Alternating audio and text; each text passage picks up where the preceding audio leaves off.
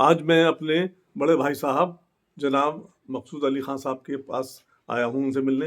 अभी कुछ दिनों पहले भाई साहब बीमार हो गए थे और बेंगलोर से बरेली आए हैं, तो मैं उनके घर पे उनसे मिलने आया हूँ और उनसे थोड़ी बहुत बातचीत भी करूँगा। मैं स्ट्रगल करना पड़ता है जी, जी। आपको भी नौकरी से पहले या नौकरी से मिलने से पहले, मतलब मेरा मतलब ये है आपको कुछ स्ट्रगल करना पड़ा होगा। बहुत करना और पड़ा। अगर स्ट्रगल जिंदगी में नहीं है आदमी के, तो आदमी अधूरा है। अधूरा है, सही जिस बात है। जिस आदमी को स्ट्रगल नहीं हाँ। मिला, उस आदमी के अंदर जो है दुनिया को समझने की हाँ। वो नहीं है समझ। हाँ। क्योंकि स्ट्रगल आदमी को मांझता है।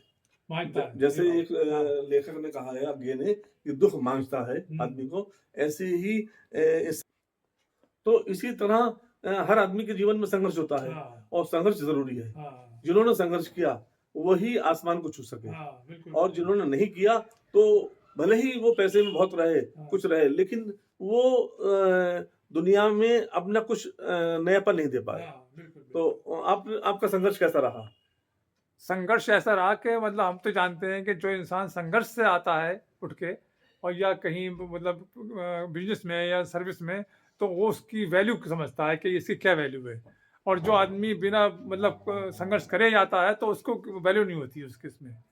और हमने तो खैर बहुत संघर्ष किया, हमने तो बहुत ही ट्राई की, जगह-जगह अप्लाई किया और काफ़ी जो है मतलब उसमें संघर्ष किया। और उसके बाद फिर हमने जो है खैर इंशाअल्लाह अल्लाह करम से जॉब मिली। उसके बाद फिर जो है हमने जॉब में भी बहुत मेहनत की, बहुत मेहनत की। महसूस ही नहीं होने हुआ कि मतलब 30-32 साल कब कैसे कट गए। जॉब के दौरान आपको काफ़ी जगह रहना पड़ा और जॉब से आदमी की जीवन जो है जीवनचर्या जो है एक उसमें आ जाती है, एक सेट हो जाती है हाँ, सेट हो जाती और है। उसका जो है जीवन एक पटरी पे चलने पटरी लगता पे, है। बिल्कुल। हाँ, और आपने जो है 30-32 साल जो है हाँ।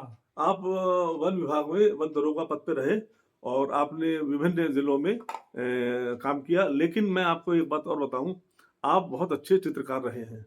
नौकरी से पहले आपने अच्छे चित्र बनाए और जैसे घर के दीवालों पर गाँव में आपने बड़े अच्छे चित्र बनाए थे पहाड़ों के उसके।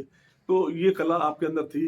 ये आपने क्यों ये कला को इस प्रतिभा को क्यों दबा दिया? आपने के अंदर जो एक प्रतिभा थी कला ये पेंटिंग की, कला की, ये चित्र बनाने की, इस कला को आप उभार सकते थे। आपने इसे क्यों इस प्रतिभा को दबा दिया? उसको दबाया नहीं, वो आज भी मौजूद है। लेकिन ये डिपार्टमेंट में इतना टाइम ही नहीं मिला कि उसको जो आगे बढ़ाते। आज भी मेरे घर में जो है मेरे दीवारों पर मेरे हाथ के लिखी बनी बनी हुई पेंटिंग पड़ी हुई है। और अभी अभी भी बच्चे कहते हैं कि पापा आप भी हमारे लिए कुछ बनाओ। तो लेकिन मैं क्या करूँ, मुझे टाइम ही नहीं मिल पा रहा है इतना बनाने के लिए। सब सामान रखा हुआ है लेकिन बन नहीं पा रहा है। ये है। नहीं, एक बात और है। जैसे कि हर कला को हम कमर्शियल भी ला सकते थे। जैसे कि डब्बू जी के नाम से आबे सुरती ने चित्र बनाए धर्मयुग में और एक आजकल घोसी नाम से एक चित्रकार हैं, उनका बच्चों को देश में आ रहे हैं चित्र। आप चाहते तो कुछ पत्रिकाओं से संपर्क करके अपने एक चित्रों का एक अलग से एक वो दे सकते थे चित्रमाला टाइप की। लेकिन चूँकि नौकरी में आने के बाद आप बिज़ी हो गए और नौकरी से पहले आपका जीवन गाँव में ज़्यादा गुज़रा, तो वो चीज़ आपके मतलब सामने नहीं आ पाई कि आप उसे एक इस कला को एक समाज के सामने ला सकते वो हैं। फील्ड नहीं मिली। असल में वो फील्ड नहीं मिली जो जिसपे हमारा जो है जो हमारी कला थी वो निखर के आती। और सर्विस में तो खैर टाइम ही नहीं मिला और फिर गांव में रहे फिर सर्विस में आ गए, तो इसलिए जो है वो कर नहीं पाए, हो नहीं पाया वो। मतलब ऐसा है प्रतिभाएं हर व्यक्ति के पास होती हैं। ईश्वर ने हर किसी भी व्यक्ति को फालतू नहीं बनाया, बेकार नहीं बनाया, अद्वितीय बनाया है, यूनिक बनाया है और उसके अंदर जो कला है वो कब उभर के आ जाए ये अलग बात है। और कुछ कलाएं ऐसी होती हैं जो आदमी चाहकर भी नहीं उभार पाता और वो मतलब घर तक सीमित रह जाती हैं, परिवार तक सीमित रह जाती हैं। लेकिन हर कलाकार को चाहिए कि वो भले ही मैं आर्थिक रूप से नहीं कह रहा हूँ। कला मेरा मतलब उससे है व्यावसायिक रूप से है। मेरा मतलब ये है समाज के सामने आए।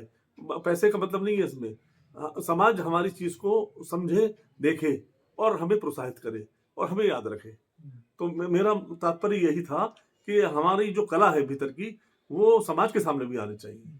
मैं सोच रहा हूँ कि आने वाले दिनों में मैं अपनी कला को निखारूं और कुछ बनाऊं, पेंटिंग बनाऊं, और मतलब जो है जो मेरा अधूरे काम रहेगा उसे पूरा करूं। और पेंटिंग दिखा देना, वो 2 जो लगी हुई हैं। उठा लो। हाँ, मैं दूसरी बात ये है कि एक बात जो ये कहने की है कि जब तक सांस है तब तक आस है। हमारा हर पल हमारा जो वो करोड़ों से ज्यादा कीमती है। कोई भी आदमी ये सोचे कि मैं एक पल खरीद लूं, नहीं खरीद सकता। इसलिए जो पल हमारे पास है वो कीमती है, और उस पल जो पल हमारे पास हैं हमें वो समझ चाहिए, वो अमूल्य है वो, और हमें उनके सदुपयोग करना चाहिए। अब आपको मैं कुछ चित्र दिखा रहा हूँ भाई साहब के, जो आपके बने हुए हैं और जो आपके घर में है।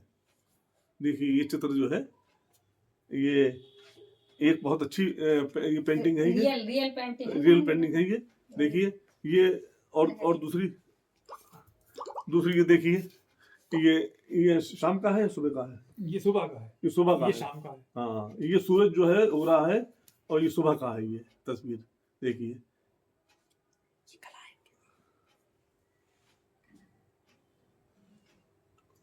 तो इस तरह ये कला जो है भाई साहब ने जो है इसको परिवार तक सीमित रखा है, और ये कला अगर समाज के सामने आती तो लोग पहचानते और सराहते। और एक भाई साहब की एक इस क्षेत्र में अपनी पहचान होती। तो कोई बात नहीं, समय है, जब तक सांस है, मैंने बताया, जब तक आस है। और भाई साहब अब समय है काफी।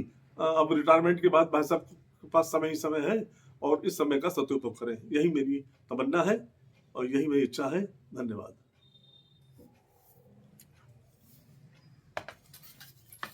पेंटिंग तो आपने देख ही ली, कैसी पेंटिंग है।